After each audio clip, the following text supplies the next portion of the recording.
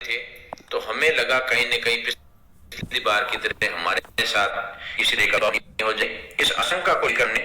23 दिसंबर 2020 को पूरे राजस्थान दोबारा से हमारे जो भी साथी जो ट्रांसफर के इच्छुक भी थे या जो संगठन से जुड़े थे उनसे हमने एक ही बात कही कि संगठन का साथ दीजिए और सरकार के कानून पर अपनी आवाज जानी चाहिए। इसलिए प्रत्येक उपखंड मुख्यालय से मुख्यमंत्री और शिक्षा मंत्री महोदय को वरिष्ठ अध्यापकों के ट्रांसफर भी इस बार किसी भी स्थिति में पीछे नहीं रखने के लिए बात कही थी और उसमें 23 दिसंबर 2020 को रेस्टा के बैनर तले ज्ञापन दिए थे। फिर जब 5 जनवरी 2020 रात में 1-2 बजे से लेकर सुबह तक ट्रांसफर की लिस्ट आई, प्रिंसिपल की लिस्ट आई, व्याख्याताओं की बहुत बड़ी बड़ी लिस्ट आई, यानी 6 जनवरी 2021 को लंबी चौड़ी लिस्ट आई। तो हमने 6 तारीख को इंतजार किया कि अभी लिस्ट शुरू हुई है तो सेकंड गेट की लिस्टें भी आ जाएगी। 6 तारीख का दिन निकल गया और जब 7 तारीख को भी वरिष्ठ अध्यापकों की लिस्ट की संभावना कम बन गई और हमने देखा था कि निदेशालय की पूरी टीम निदेशक महोदय के नेतृत्व में वापस रवानगी हो रही है, इस तरह की खबरें जब हमें पता चली तब 7 तारीख को ही हमने घोषणा कर दी कि शिक्षा मंत्री के आवास का घेराव किया जाएगा। कब तक वरिष्ठ अध्यापक ठगा जाएगा, कब तक आत्मसम्मान की जो लड़ाई है उसको लड़ने के लिए हम तैयार हो गए, कब तक हम हाथ पे हाथ धरे बैठे रहेंगे। राजस्थान वरिष्ठ शिक्षक संघ रेस्टा ऐसा पहला संगठन था और आगे भी आप ध्यान रखना हमारे केडर का जो संगठन है जो पिछले 6 साल से वरिष्ठ अध्यापकों की चाहे छोटी से लेके बड़ी मांग तक कोशिश कर रहा है। साथियों, रही बात सफलता की, तो सफलता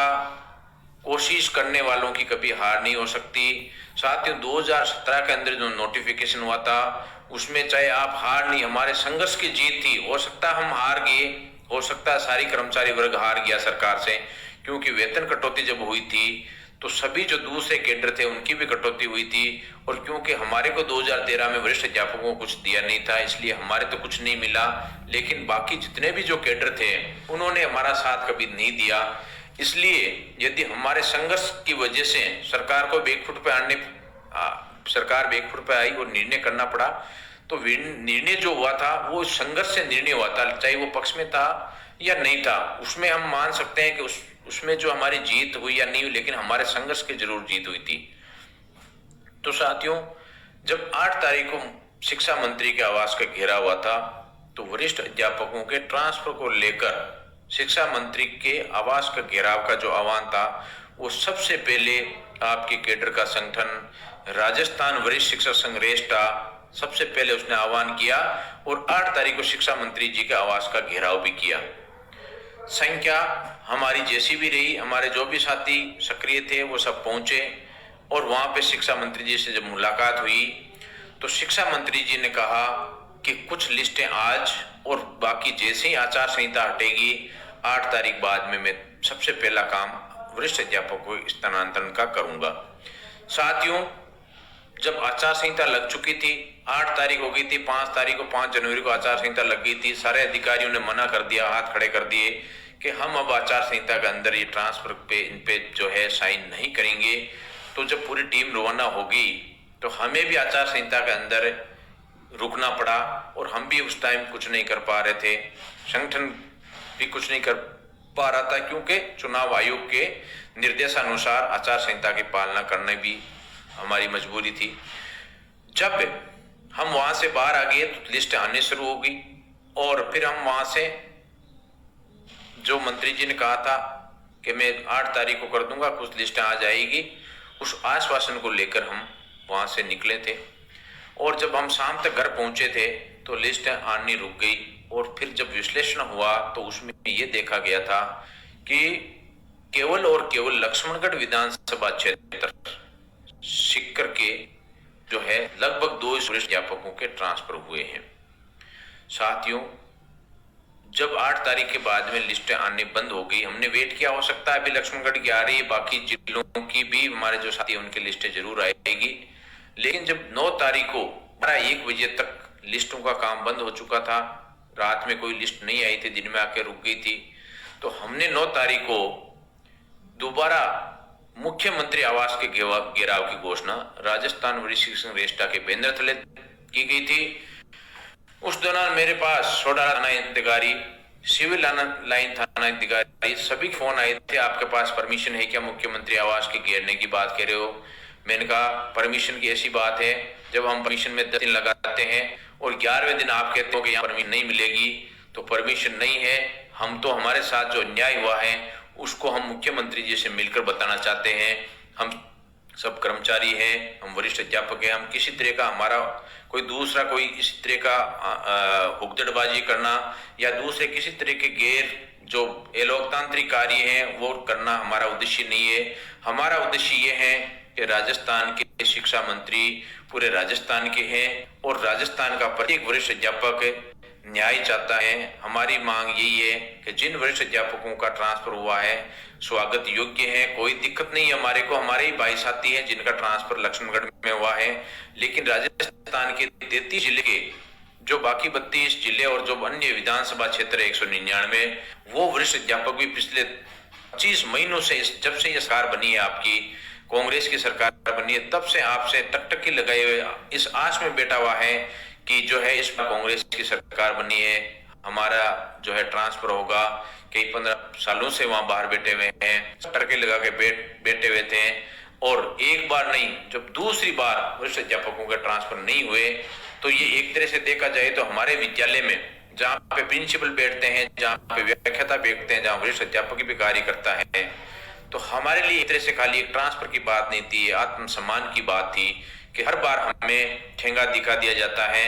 हम 17,000 का कैडर है पूरे राजस्थान में, हम भी अपना वजूद रखते हैं। इसलिए हमने जब 9 तारीख को लिस्टें कोई नहीं आई थी,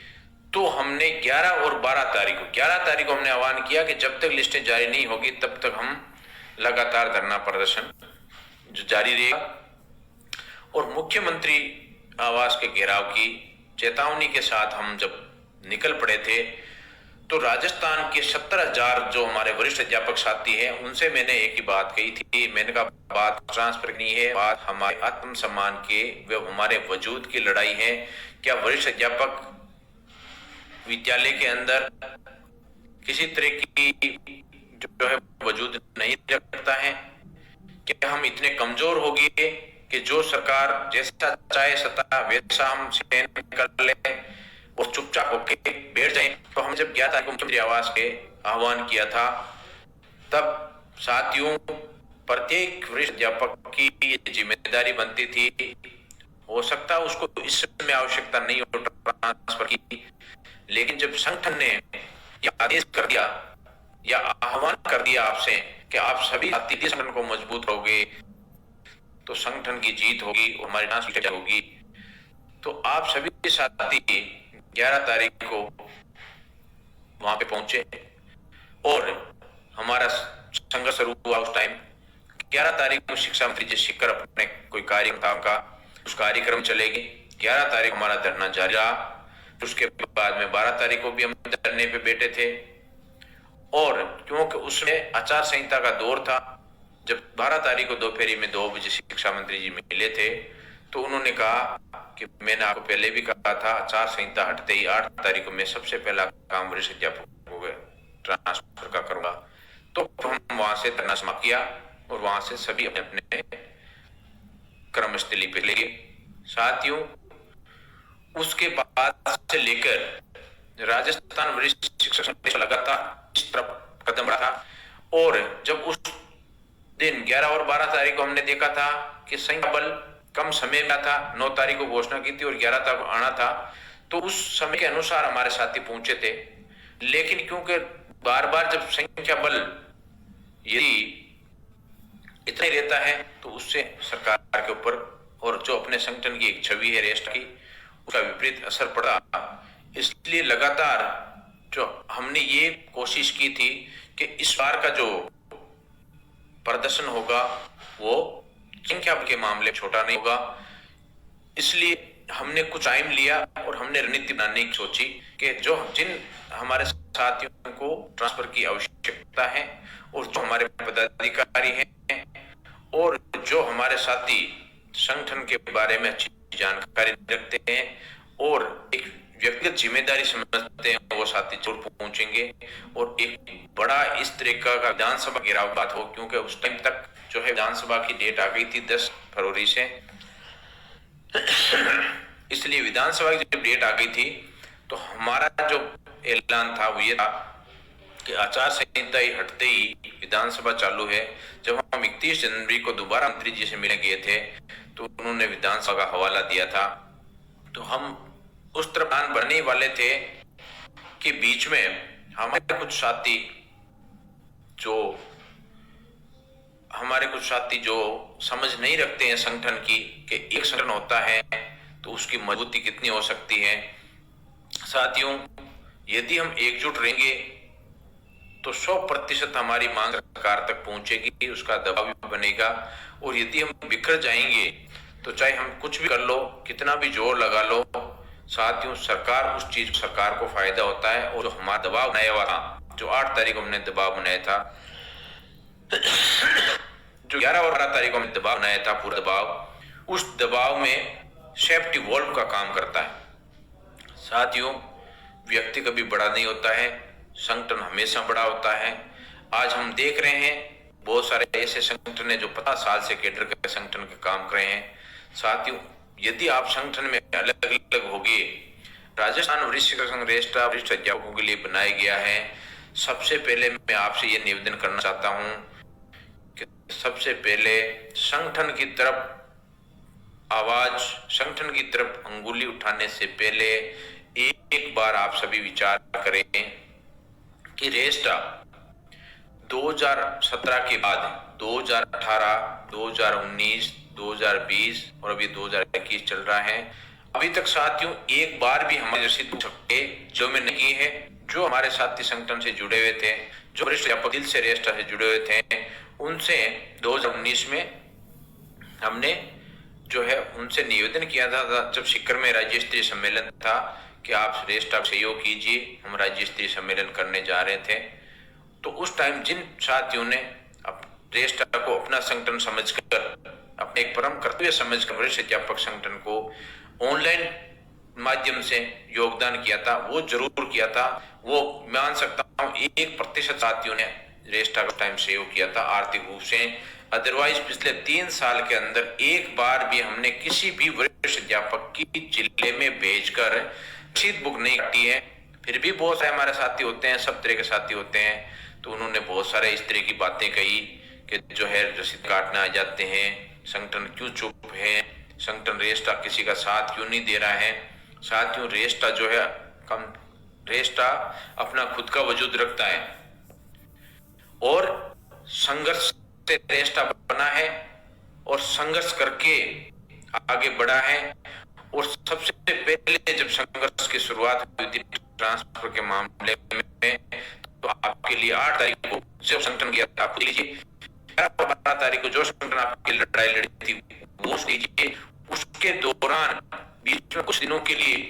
हो सकता है किसी कारण से हमारे कुछ साथियों को भ्रमित करके जो है संगठन से दूर किया गया हो या संगठन की रणनीति को कमजोर किया गया हो, कुछ भी किया गया हो, साथ में उस तरफ नहीं जाना है। इस तरह की परिस्थितियां हर संगठन के साथ में आती रहेगी, बनती रहेगी, जाती रहेगी। उससे हमें एकजुट होना है।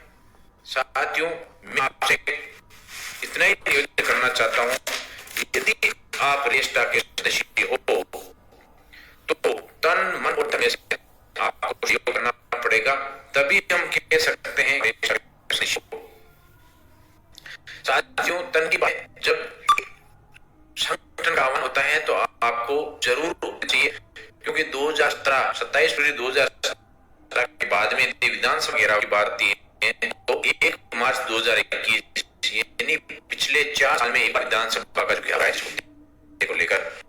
तो इसमें ये नहीं देखना चाहिए कि उसका फायदा है नहीं है, मुझे मेरा ट्रांसफर करवाना है कि नहीं करवाना है। बात वरिष्ठ अध्यापक के मान सम्मान की है, बात संगठन की मजबूती की है, तो इसलिए आपको जरूर उपस्थित होना चाहिए। अभी भी 3 दिन का समय है, आपसे पुनः हाथ जोड़ के निवेदन करता हूँ, यदि आप संगठन के साथ रहोगे, एक रहोगे, तो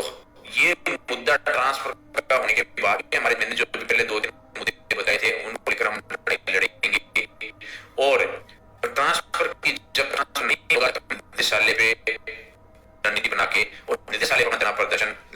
निश्चित काल रहेगा। लेकिन बात फिर नहीं आती है कि जो हमारे साथी है उनका साथी वहां बेटा जो साथी हर जिले से, उन साथियों का साथ चाहिए। तो यदि आप तन से मन से साथ हो साथियों, अब मैं आपको बता दूं कि तन की बात आई, मन की बात, मन की बात मैं बता आपको कि रेजा का टेंडर बना हुआ है। हमने कई बार सभी दो ग्रुप्स में जाए साथियों। इस साल 2020 के अंदर पिछले साल में हमारी जो ट्रांसफर की मांग है वो पूरी होगी और जो अन्य मांगे हैं वो भी पूरी होगी। साथियों, पुनः आपसे निवेदन करना चाहूंगा कि अधिक से अधिक संख्या में 1 मार्च 2021 को जयपुर पहुंचे और अपने संगठन को और अपने को वरिष्ठ अध्यापक जो साथी हैं जिनको लगातार नजरअंदाज कर रहा है अपना विभाग, चाहे अपने संयुक्त प्रदेश स्तर का मामला हो, चाहे जो है ऊपर के जो आदेश आते हैं, हमें मजबूती से उसमें लड़ना है और आने वाले समय के अंदर हम पूरे राजस्थान के अंदर वरिष्ठ अध्यापकों को जाएंगे और अपने कैडर के साथ जोड़ेंगे और जो है हमें जरूर मिलेगी। साथियों, पहली बार लाइव आया हूं, किसी की कोई कमी हो